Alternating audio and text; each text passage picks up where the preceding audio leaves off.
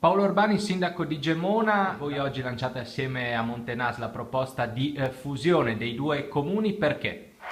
Perché riteniamo che appunto la proposta di legge, anzi la legge, mentre sulle UTI è delirante, sullo spazio invece che riguarda le fusioni è importante perché traccia un percorso che per comuni così come per Gemona, come per Montenas, ma anche per molti altri è un percorso condivisibile. Pertanto riteniamo oggi di lanciare questa proposta di fusione fra Gemona del Friuli e Montenas con la speranza che anche qualcun altro comune voglia accodarsi, però riteniamo soprattutto che questo progetto di fusione sia un progetto per valorizzare i nostri territori e i nostri comuni.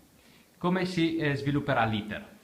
Ma l'iter è un iter molto complesso che si svilupperà nei prossimi 2 anni, naturalmente è in fase embrionale, ne abbiamo parlato tra sindaci, ne parleremo tra le maggioranze, ne parleremo dei nostri consigli comunali, ma l'ultima parola naturalmente spetterà ai cittadini con il referendum, ma io credo che così come negli anni abbiamo dimostrato che Gemona può essere un punto di riferimento, ma allo stesso tempo può allargare il suo raggio d'azione, i cittadini soprattutto ci voteranno e daranno il loro assenso a questa fusione sul fatto che per loro ci saranno sicuramente dei vantaggi, soprattutto anche per le imprese e per lo sviluppo del territorio.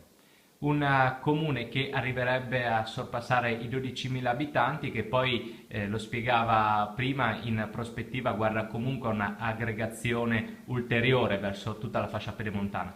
Beh, è chiaro che con l'abrogazione delle province io credo che noi dobbiamo per forza di cose creare una cintura pedemontana o collinare che si voglia che parta da San Daniele e arrivi fino a Tarcento. Se così faremo credo che il nostro sviluppo del nostro territorio avrà un senso, altrimenti saremo destinati a essere